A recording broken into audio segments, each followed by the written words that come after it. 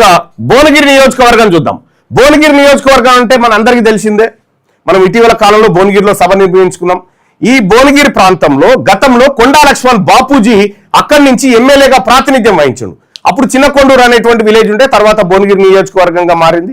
అక్కడి నుంచి కొండా లక్ష్మణ్ బాపూజీ ఎమ్మెల్యేగా గెలిచి తెలంగాణ ప్రత్యేక రాష్ట్రం కోసం మొట్టమొదటగా మంత్రి పదవికి రాజీనామా చేసినటువంటి వ్యక్తి కొండా లక్ష్మణ్ బాపూజీ. కొండా లక్ష్మణ్ బాపూజీ ప్రాతినిధ్యం వహించినటువంటి బలమైన బీసీ సామాజిక వర్గం ఉన్నటువంటి మరో నియోజకవర్గం భువనగిరి నియోజకవర్గం.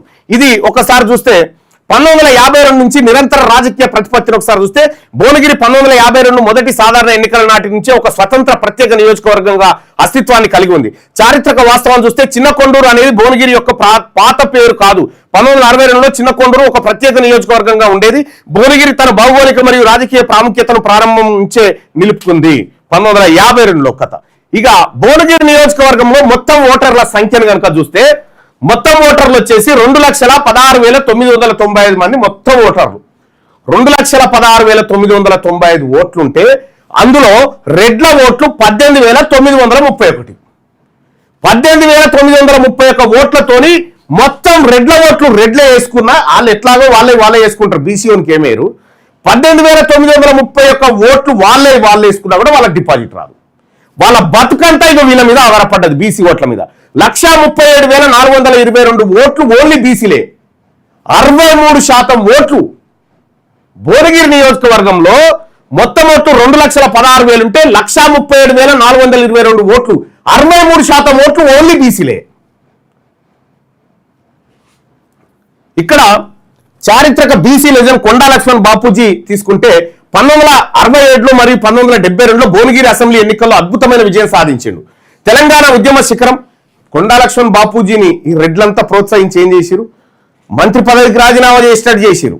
చేసిన తర్వాత ఆయన మంత్రి పదవి వదులుకోగానే రెడ్డి మంత్రి పదవి అందుకుంటు దాన్ని.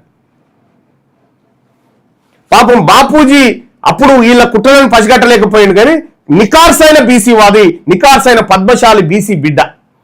తెలంగాణ ఉద్యమ శిఖరమైన తొలి దశ తెలంగాణ ఉద్యమంలో కీలక పాత్ర పోషించిన ఆదర్శ నేత, అట్టడుగు వర్గాల హక్కుల సాధనలో అత్యంత ప్రభావవంతమైన వ్యక్తిగా భువనగిరి చరిత్రలో సువర్ణాక్షరాలతో లిఖించబడిన పేరు కొండా లక్ష్మణ్ బాపూజీ.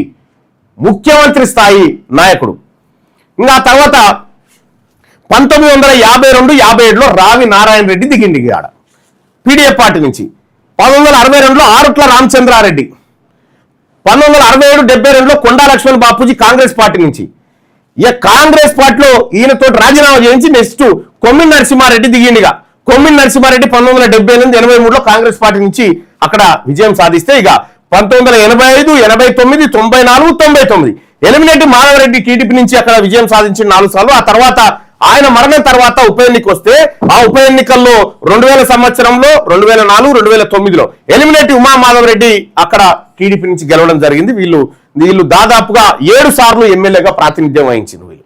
ఇంకా తర్వాత 2014, 2018లో పైల శేఖర్ రెడ్డి టిఆర్ఎస్ పార్టీ నుంచి విజయం సాధిస్తే ఇక ప్రస్తుతం కుంభం అనిల్ కుమార్ రెడ్డి కాంగ్రెస్ ప్రస్తుత ఎమ్మెల్యేగా భువనగిరి నియోజకవర్గంలో ఉన్నారు.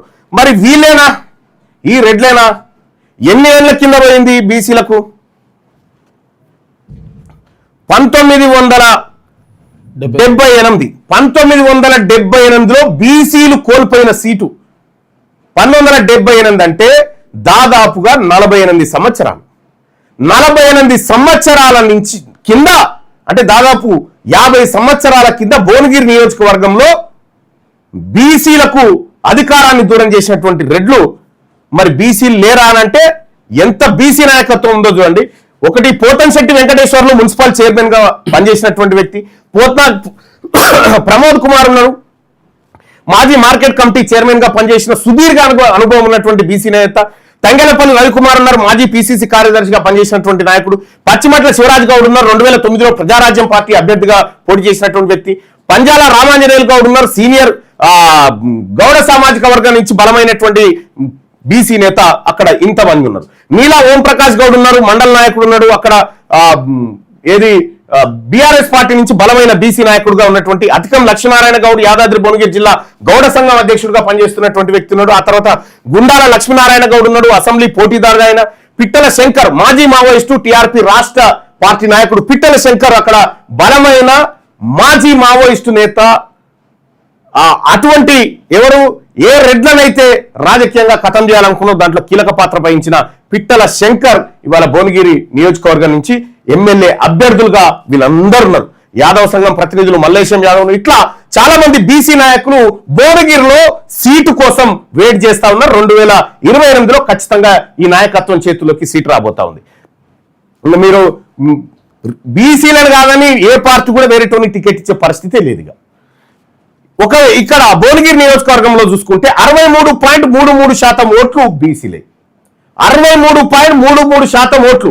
ఒకవేళ రెడ్లు బీసీల మీదకి ఎగేసి వాళ్ళనో వీళ్ళనో వేరే సామాజిక వర్గం వాళ్ళని ఎగేసినా కూడా మీరు గెలుపుకు సంబంధించినటువంటి లెక్క లేదు.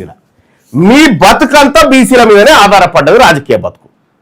1972 నుంచి 2023 వరకు 0 బీసీ ఎమ్మెల్యే కాలేకపోయిండు. ఇది సర్జికల్ స్ట్రైక్ 59లో భాగంగా నేను ఎక్కడైతే ప్రారంభించినో అక్కడ ఈ భువనగిరి నియోజకవర్గం 1,37,422 ఓట్లు బీసీలై. 1972 తర్వాత అసెంబ్లీ స్థానంలో ఆ స్థాయిలో బీసీ గలం వినిపించలేదు. ఇది పూరించాల్సిన వ్యూహాత్మక రాజకీయ అంతరం. ఇది భువనగిరి నియోజకవర్గానికి సంబంధించి ఇక్కడ ఈ 2 అంశాల మేళవింపు. అటు కొండా లక్ష్మణ్ బాపూజీ చారిత్రక వారసత్వం బలమైన పునాది అయితే, బలమైన బీసీ ఓటర్ల కలయిక ద్వారా రేపొద్దున 2028లో ఈ భువనగిరి నియోజకవర్గాన్ని బీసీలు హస్తగతం చేసుకోబోతా ఉన్నారు.